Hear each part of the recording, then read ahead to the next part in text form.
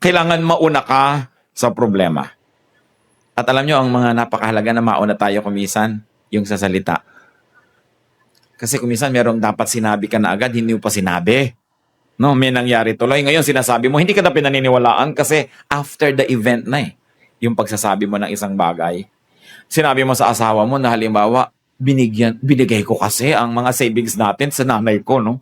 Kailangan sabihin mo yun bago niya malaman. Kesa nalaman na, tsaka mo sasabihin ko nga sa iyo, honey, nalaman na niya sa iba, no?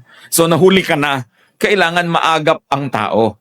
Kung merong problema, nauuna ka, at least several steps ahead of it, then you can still channel and somehow control the course of events. Hindi yung isa ka na lamang na walang magawa, na biktima ng pagkakataon. And it's important to be quick.